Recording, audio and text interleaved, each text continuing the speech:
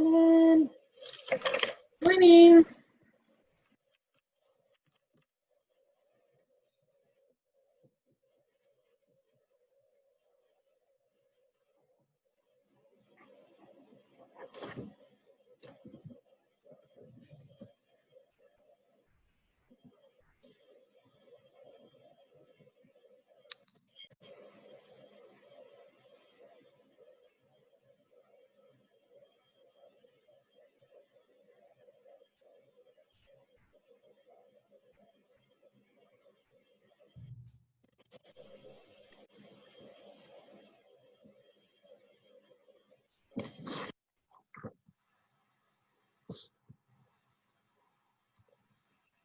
Taking just a minute because I tried to scan something for y'all and my scanner just doesn't want to talk to my printer this morning. I don't know if it's tired or what. So I'm just going to take some pictures. It's going to be great. Technology.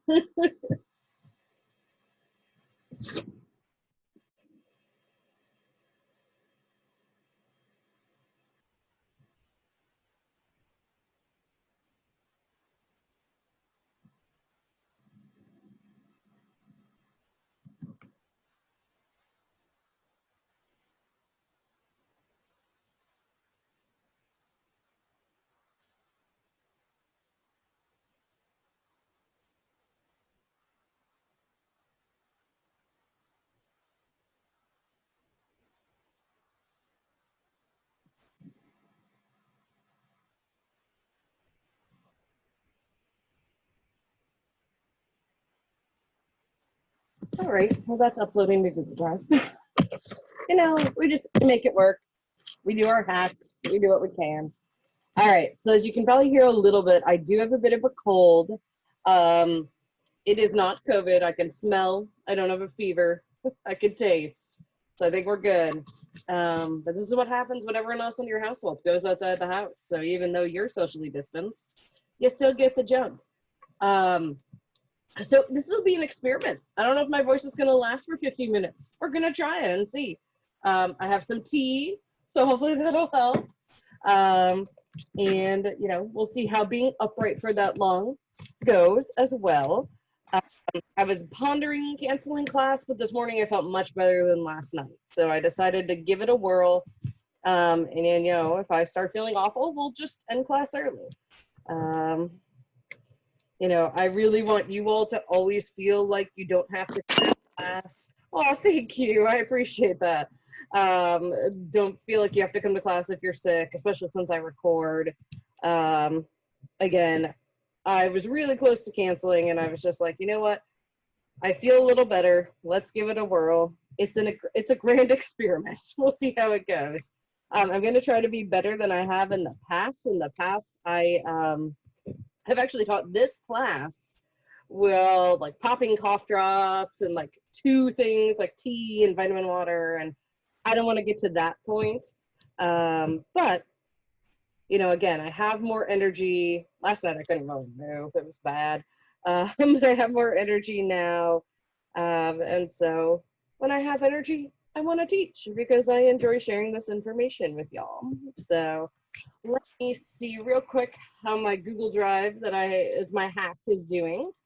If it's working, I'll be able to share these with you. My allergies have been awful, so I have been feeling like that because I was supposed to get my allergy shots today, and I called and canceled because I didn't want to go in when I was sick. I know it's not COVID, but you know. Yeah, my entire backyard is covered in. Entire household. Alrighty, so we'll refer to these later in the lecture, but you all should be able to access these now. This is this Karen Horney handout I have. So I just took pictures with my phone, so they're clearly not the best.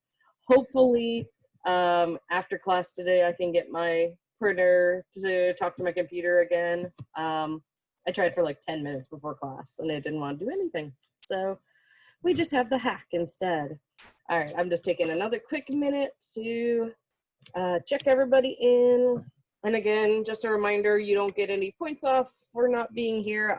Just Academic Affairs is asking us to keep an eye on everybody, just because of the illness going around. So we want to make sure that, you know, if someone's missing, you'll probably get an email from me like, hey, are you okay? Are you alive? But you all have been pretty consistent about coming to class. So I very much appreciate that. And you've also been really good about letting me know when you can't be there and why. So I also appreciate that. Alrighty. So today we're going to start talking about the post-Freudians, and then, especially since I'm not at top speed here, we'll probably finish this lecture before we start our discussion on Friday. But as I've mentioned kind of throughout the class already, these are all folks who essentially came up with their theories because they disagreed with Freud. And so some of them, they were smaller, and some of them, they were larger. So hang on, I'm not going to make you guys listen to me blow my nose.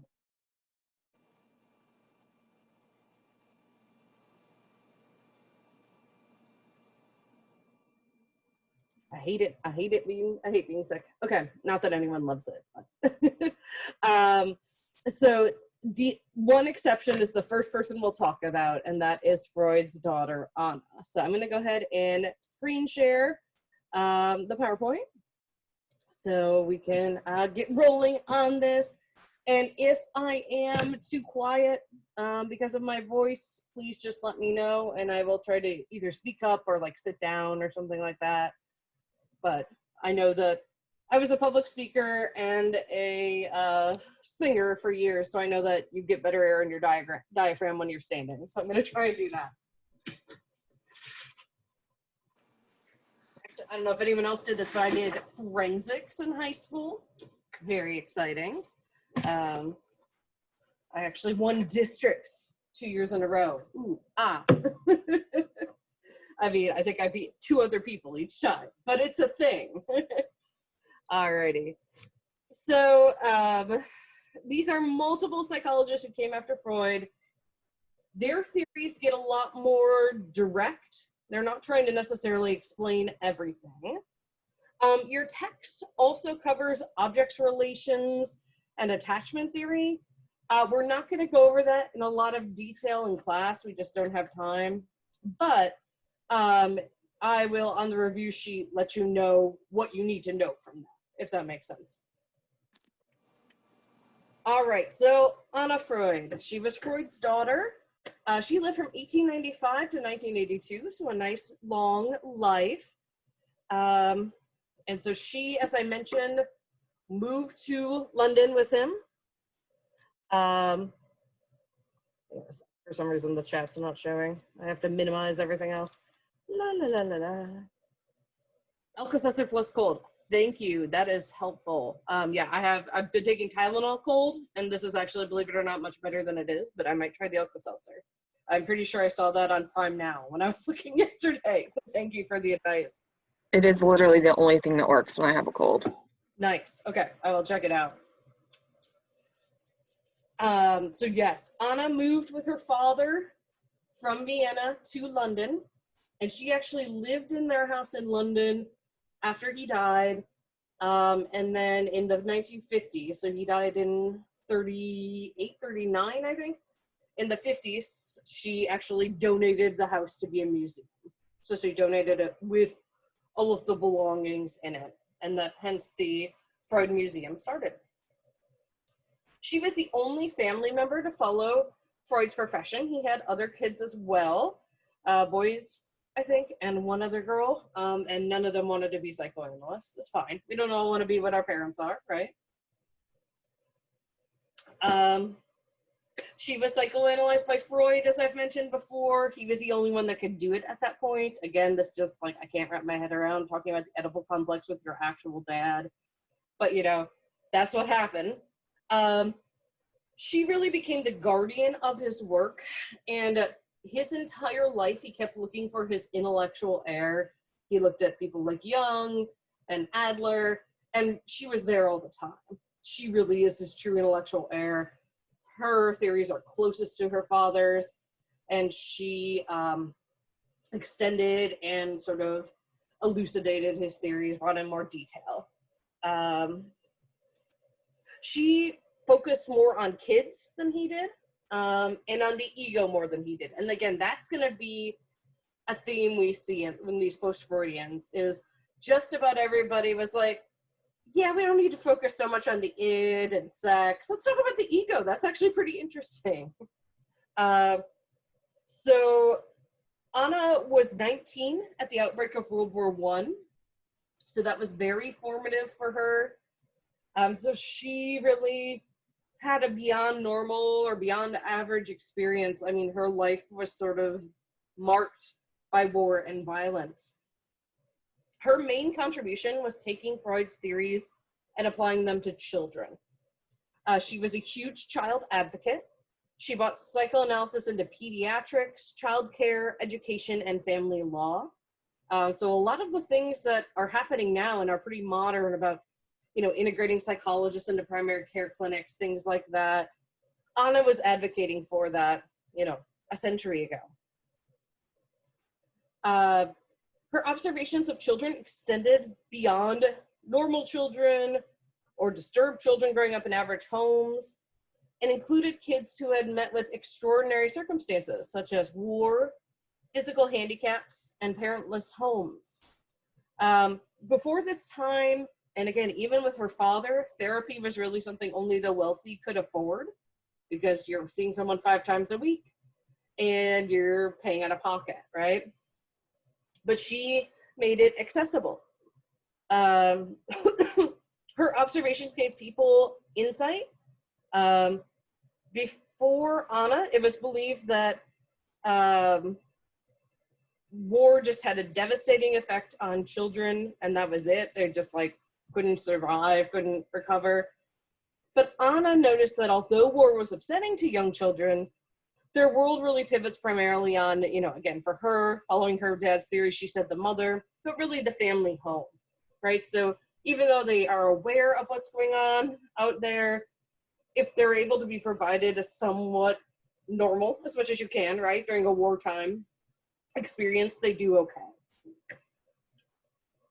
Anna made many contributions to psychodynamic theory and the technique of psychoanalysis. Just sidebar, this picture up top is one that I took from the Freud Museum. This was Anna's bedroom. And I don't know if you guys can see it on your screens, but yes, that is a framed portrait of her father hanging over her bed. So we can just let that simmer. So she came up with the idea of a diagnostic profile. And this was a psychoanalytic framework used to organize and integrate the information obtained during the initial diagnostic assessment. So this was trying to get at a complete view of personality functioning and the developmental level. It's essentially what we do in an intake interview today, but she formalized it essentially. So it had things like reason for referral, description of the child, their appearance, their moods, their manner, family background and personal history, significant environmental influences, assessment of development. So again, this would be Freudian, so thinking about development and expression of libido and aggression or thanatos, development of the ego and the superego, and then genetic assessment. This wasn't, obviously they couldn't do DNA testing back then, but this was who else in the family is having some issues, right? And they look for signs of regression and fixation, and then dynamic and structural issues. So again, she was the first one who was we need to make sure we get all this information before we start working with the person and have it in a formal way. Now, another thing she came up with the idea of a developmental line. And this is a series of id-ego interactions characterized by a shift from external controls to an increase in self-control and ego mastery. So essentially this was developing from, I just respond to the world to no, I have some control over my life.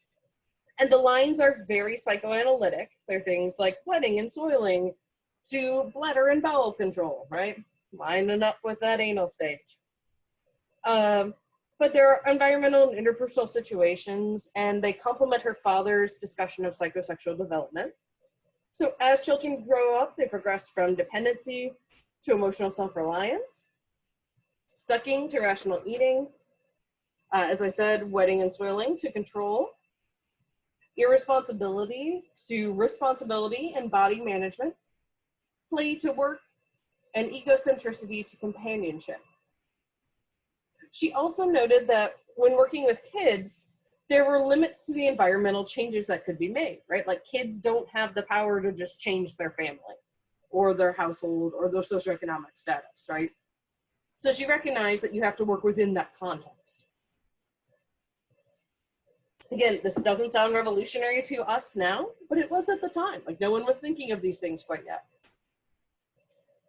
And as I mentioned, she focused more on the ego, and to understand the unconscious drives of the id. It was essential to make the ego aware of defense mechanisms.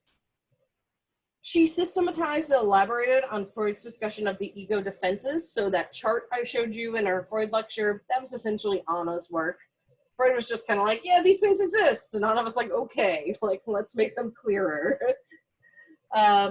So again, Freud concentrated on exploring the unconscious drives of the id, but Anna realized that in order for these things to emerge in analysis, the ego has to become aware of the defenses that it's using.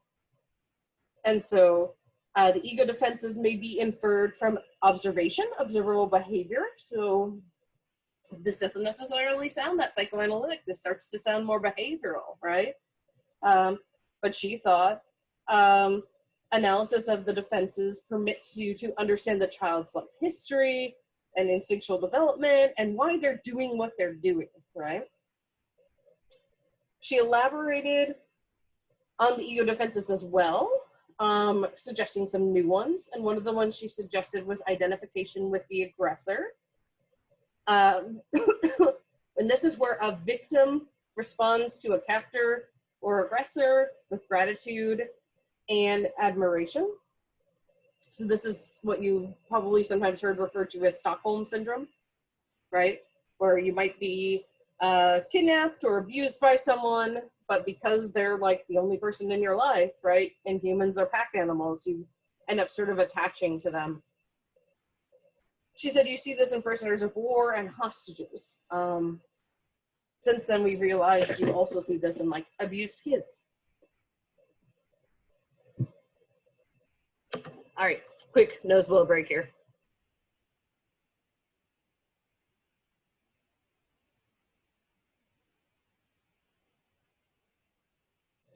Okay.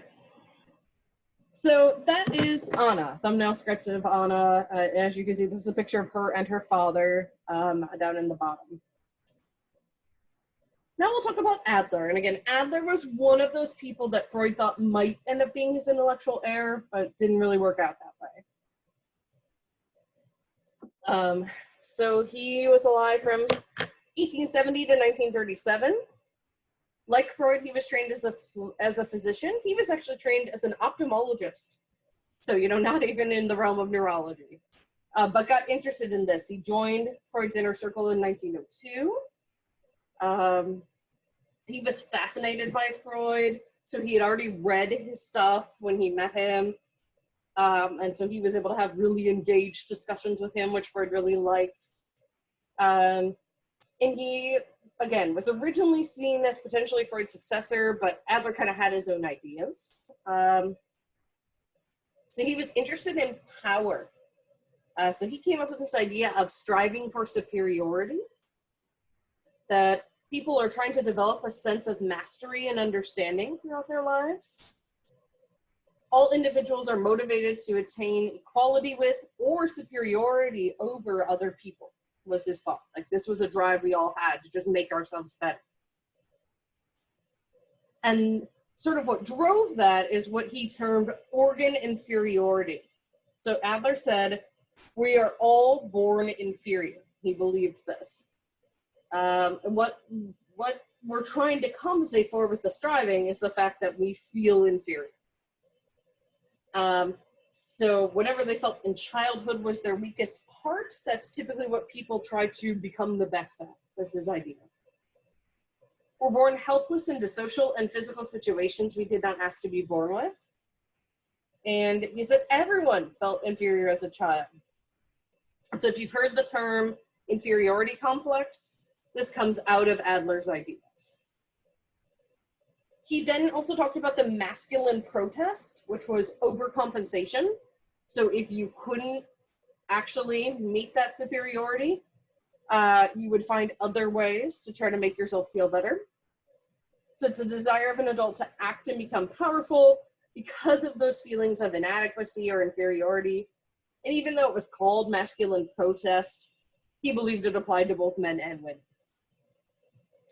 Holistic creativity was the idea that people are creative, responsible individuals who create themselves into the future according to fictional goals. So the fictional goals are beliefs in which they're consciously invested that like no one else has set up for them, right? They've just sort of set this as like, this is something I have to do. Now, really interestingly, some of Adler's ideas have really influenced modern psychotherapy, and in particular cognitive therapies, which we'll talk about later in the semester. So he really thought that cognition, our thoughts, influenced us and could hold us back from doing things. And so he came up with this idea of the psychology of as if. And so he said that the beliefs people form to help them understand, predict, and control their experiences. And it really should matter if you believe in it, not anybody else, right? And this can be good if you believe good things, but obviously it can be really detrimental. And even if other people are telling you, no, you're great, you're fine, if you believe you're a horrible person or you're inferior, right, you're not going to get there. So this idea of as if was something he did with clients that, again, is incorporated into modern cognitive and behavioral therapies, where you go out, you tell patients to go out and act as if they're not depressed, as if they're not anxious, until they actually believe it. So this is something I did with clients. You know, what would it look like if you went out and acted as if you, didn't feel depressed? What would you do? And so, well, I'd go to hang out with friends pre-COVID, right? Okay, so let's have you do that this week as a task. And go act as if you're not depressed. See how that goes. And what we find is that when they go out and do it, you get enjoyment from doing that, right? And so then you do start to feel a little less depressed. Same thing with anxiety. If you act as if you're not anxious, you see that you can face that situation, right? And then that can lead you to feel less anxious. So again, definitely something we do in modern therapy. And the other way we term it in modern therapy is fake it till you make it. All right, next we have Erik Erikson, and we've already mentioned him when we talked about that chart, when we looked at his ideas for those conflicts at each stage. So he was a little bit later, so he was actually trained by Anna instead of Freud, because he kind of missed Freud's window there. And so he, fairly late in his life, if you look, this was 86 and he died in 94, came up with the stages of psychosocial development. And so he said that each stage identifies a crisis. And the more successfully that you resolve each crisis, the better adjusted you'll be. So the first one is that trust versus mistrust. Will caregivers be reliable? If I'm a baby and I cry, will my caregiver come? Will they try to figure out what's wrong? Then autonomy versus shame and doubt. This is where the child needs to learn to explore the world. And it's bad if the parent is too smothering or completely neglectful. And then the sort of extension of that is initiative versus guilt. Can the child plan or do things on their own, such as dress themselves?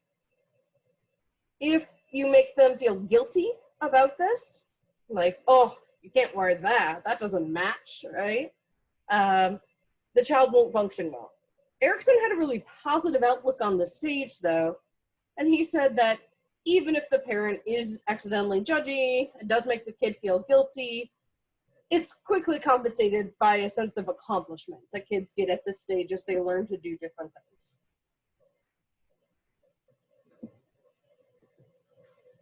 And then competence versus inferiority matches up with that latent stage Freud had. So this is basically like elementary school years.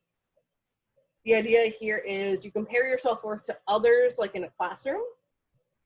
Oh, like I'm better than Susie, you know, at English, but she's better than me at math, right? Or Freddie's better than me at soccer, but I'm better than him at baseball.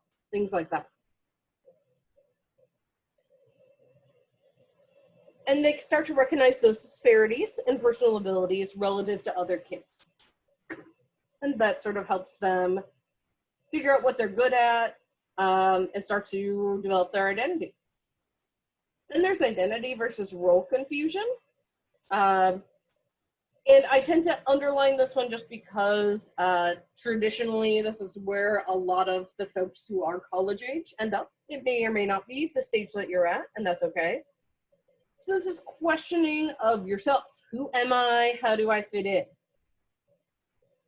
So some of you may be sort of there and also simultaneously dealing with intimacy versus isolation.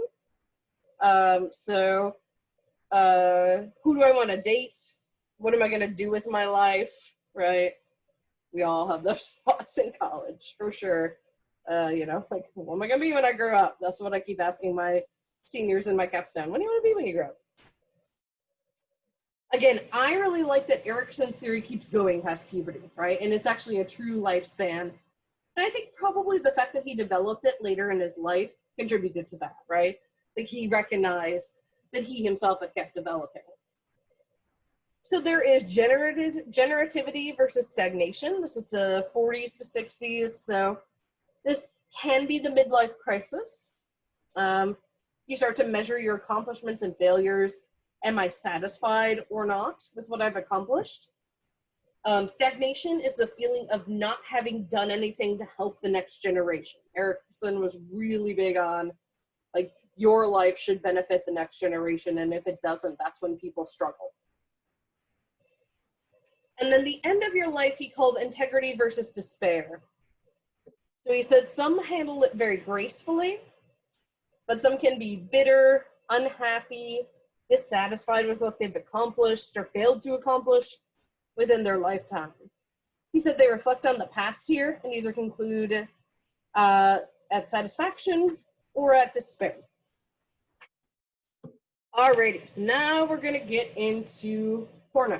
Alright, so Karen Horney, kind of a badass, one of my favorite psychologists, because she, like, shouldn't have been able to do what she did at the time that it existed. Like, women just didn't do these things.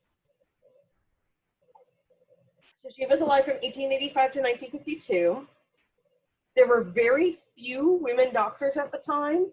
And in fact, she had to fight her way into med school because they just weren't taking women. It helped that her father was rich and could kind of make a donation. But still, you know, she had to have the gumption to be like, I don't want to just sit around and, like, manage a household. I want to do something. All right, quick break here.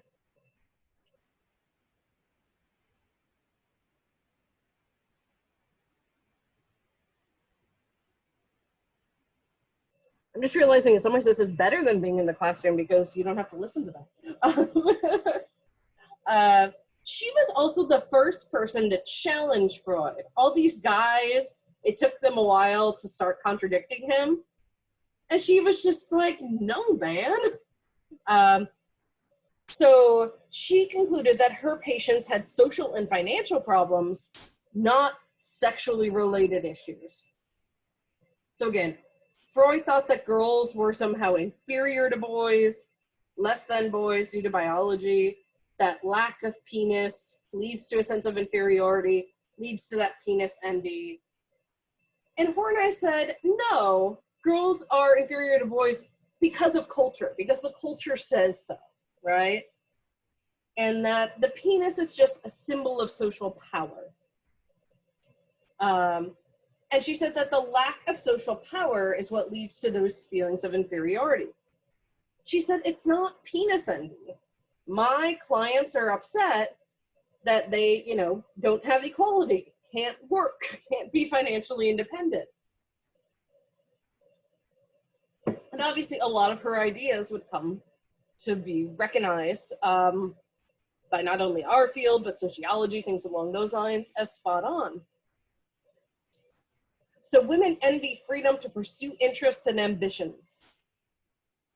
And she kind of half jokingly came up with this idea of womb envy to counter the penis envy ideal.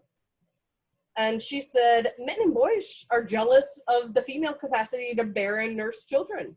I mean, if you step back and think about it, it is pretty awesome that women create life, right? It's kind of miraculous. I've done it and I'm still what?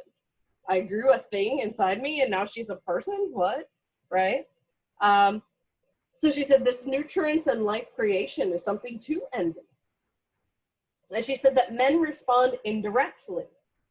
So it might be, rituals. It might be putting a taboo on things related to reproduction. So think about how little people still in our society are willing to talk about things like periods, or the fact that the clitoris is not in the majority of medical OBGYN textbooks, right? Problems there.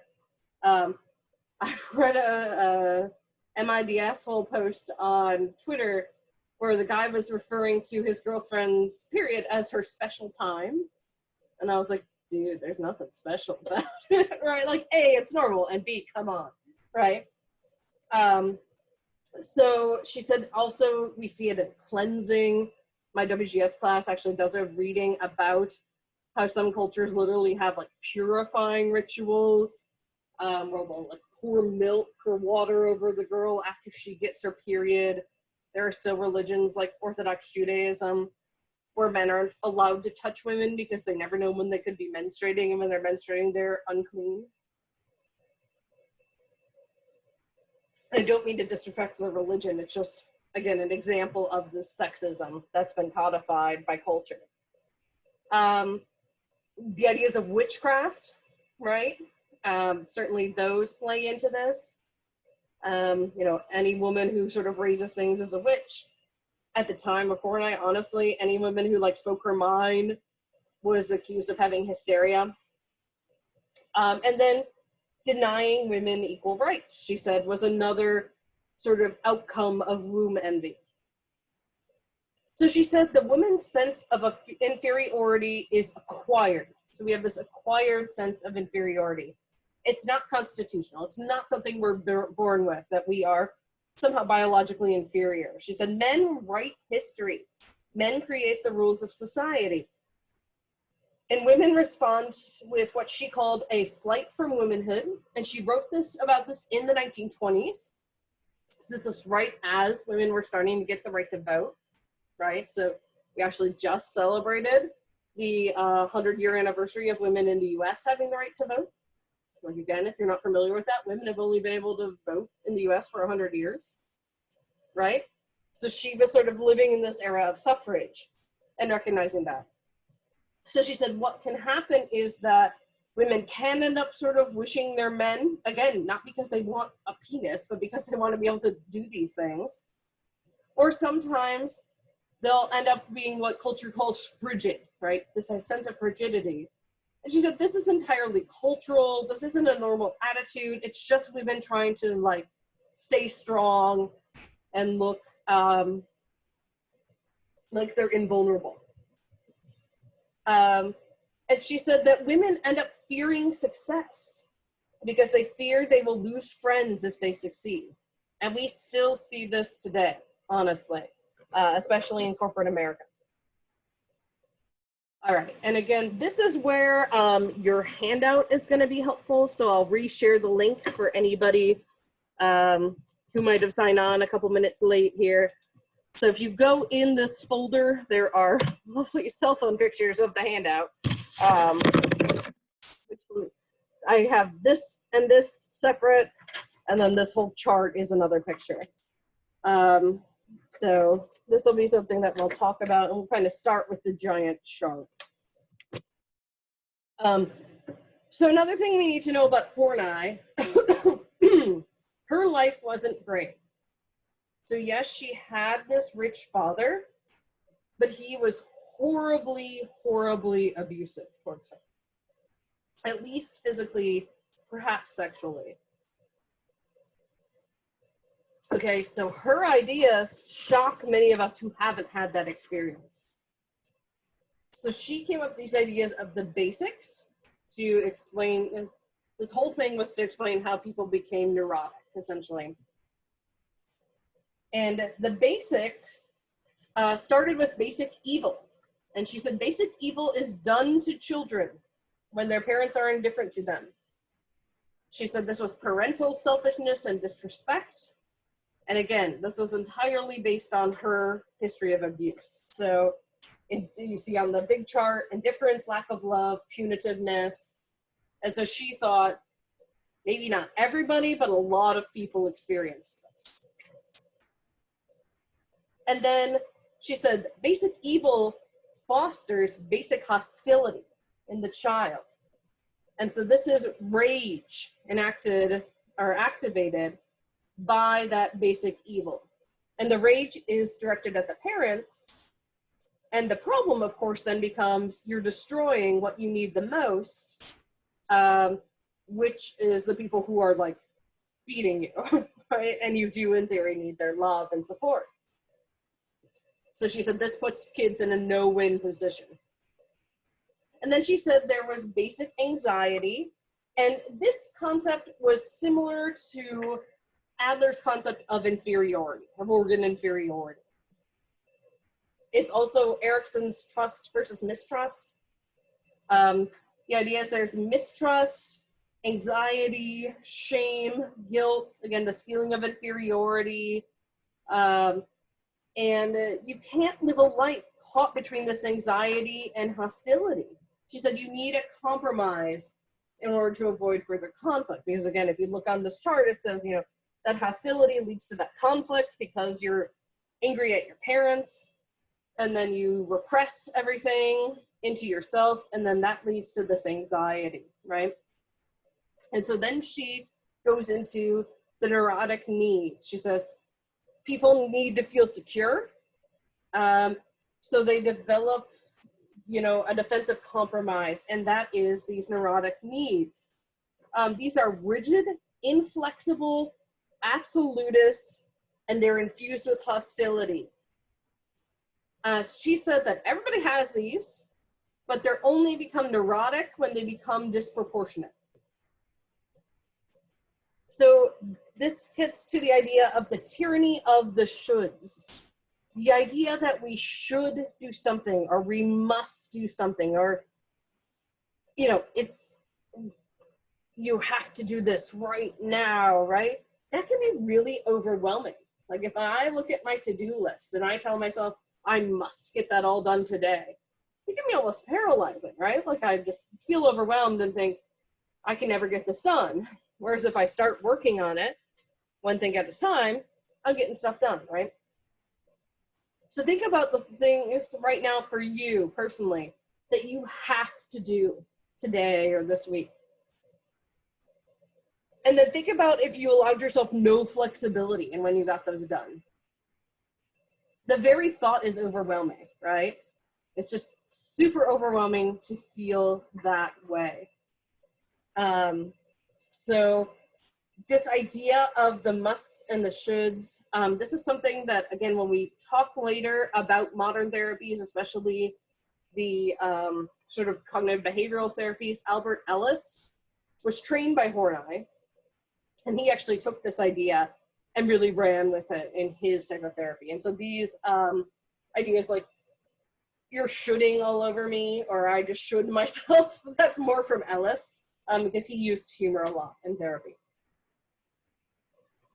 And these ideas that we tell ourselves we have to do can be paralyzing. And so then, based off that, you have to find some way to navigate this anxiety, right? These neurotic needs. So Horney said you develop these protective strategies. And if you look at the one that's labeled table 11.2, so it looks, let me get it in the camera like that. And I think there are two different pictures of it. So I wasn't sure which one would come out better. This is her protective strategies that she came up with. So there's self-effacing solution, and that is moving toward compliance, love, right? If you love me, you will not hurt me, right? It's a need for affection and approval. Sometimes it can go to a need for your partner to take control, and it can mean that you then restrict your life to narrow boundaries. And we're going to get to her different conceptions of the self after we go through this table here. And then there's the expansive solution, which is mastery, moving against or aggression. The idea here is if I have power, no one can hurt me. And here's where, again, you could kind of get that idea of frigidity coming in, right? So these people need power, omnipotence, perfection. They'll exploit others to get it. They want social recognition and prestige, personal admiration and personal achievement. And so this starts to feel a little like Freud's anal personality, or even what we might call today narcissistic personality disorder, right? And then there's resignation, which is freedom. It's moving away. It's detachment. So this is a need for restriction of life to narrow borders, self-sufficiency, perfection, and unassailability. So if I withdraw, nothing can hurt me. So then if you look at the one that says table 11.1, it's the table that just has like kind of paragraphs of text. This is where we can get in to her conceptions of the self. So she said that there are 4 ideas of the self, and they're kind of all in conflict.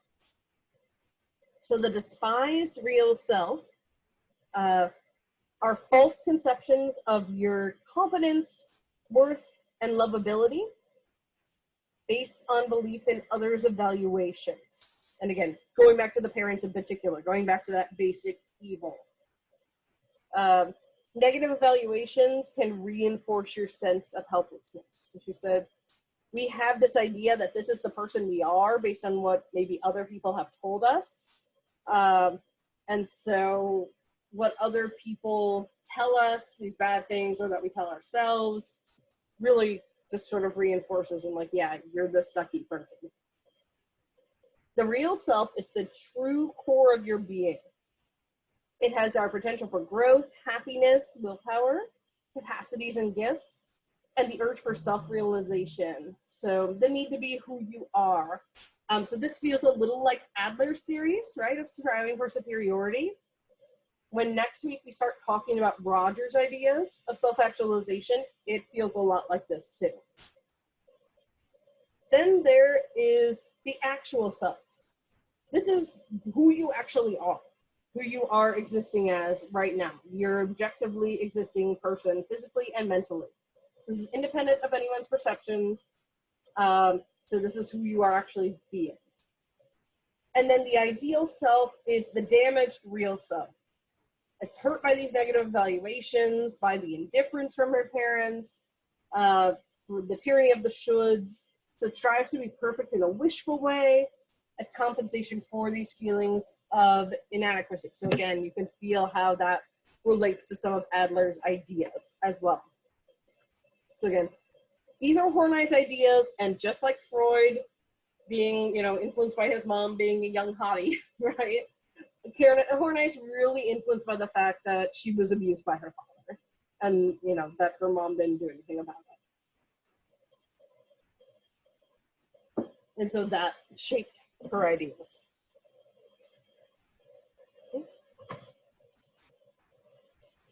All right. So what we started to get to here was a shift to what ended up being called ego psychology. So as you can see, a lot of these people are focusing much more on the ego and its defenses. And the idea was that this is about mastering the environment, achieving goals, establishing identity. and that the primary role, just as Horney said, you know, just as we kind of got a hint at in Adler, is trying to establish a secure identity. Something that Rogers later will call congruence. So now we're going to talk about Jung. And Jung really was one of Freud's biggest potential intellectual errors. But they had a really ugly falling out. If any of you have taken History and Systems with Dr. Jackson, you read letters that Freud and Jung wrote back to each other, and they just kind of like stopped talking to each other. It was almost very high school. You know, they had a huge falling out. Jung was alive from 1875 to 1961. He was born in Switzerland. He wanted to be an archaeologist, but he could only afford medical school. And his first professional assignment after medical school was with Eugene Bleuler, who is actually the person who coined the term schizophrenia. So he was really working with people with severe mental illness. Jung met Freud in 1907, and they were mutually impressed with one another. Freud did consider Jung to be his successor for a while, but then he became a dissenter of Freud in 1913. So short-lived, right? Many reasons, but again, primarily, Jung said that Freud was putting too much emphasis on sex and aggression. And Freud never forgave Jung's defection. Again, messy high school breakup, basically. Jung, another reason he didn't agree with Freud and dissented with Freud was his other influences. So Jung was really influenced by Eastern mysticism, mythology, even the idea of alchemy. And so he developed his own school of thought called analytical psychology.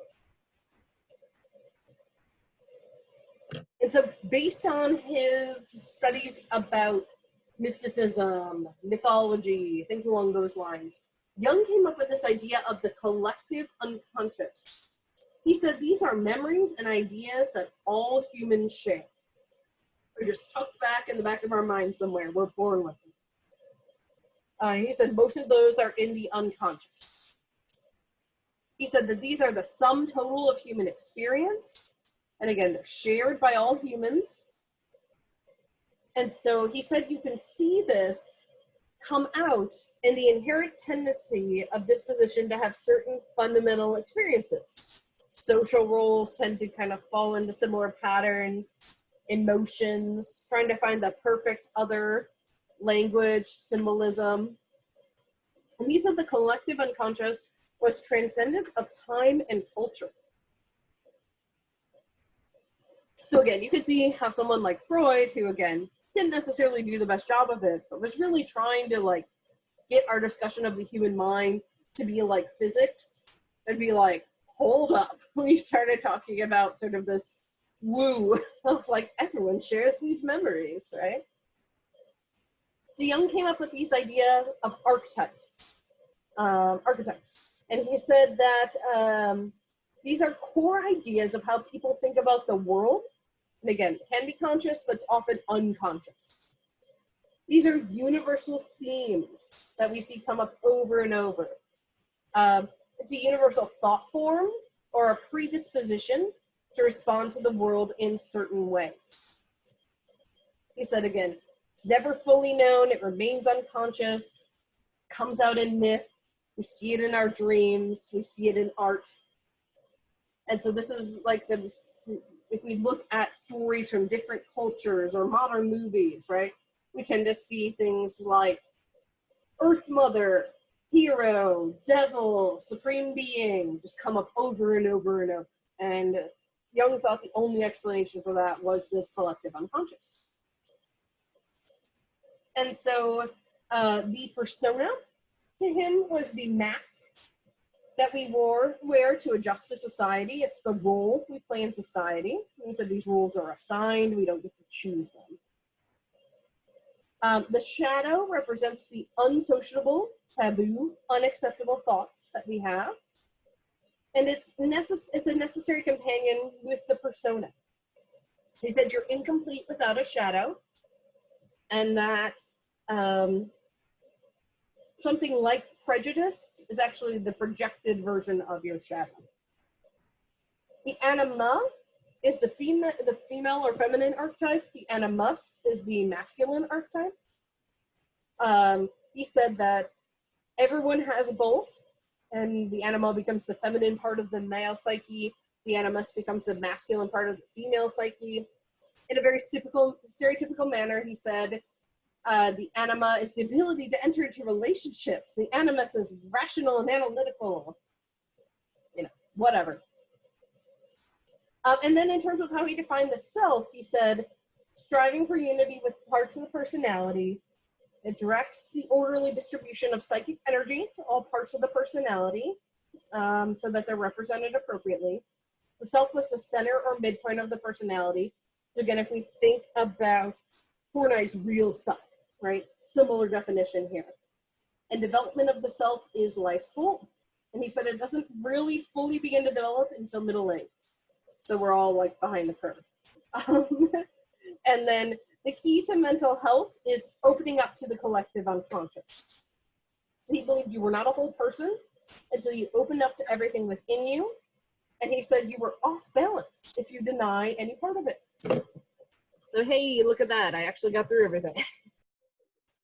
All right, thanks for bearing with my hoarse voice. I actually feel like I got a little stronger as we went through, probably through pure determination.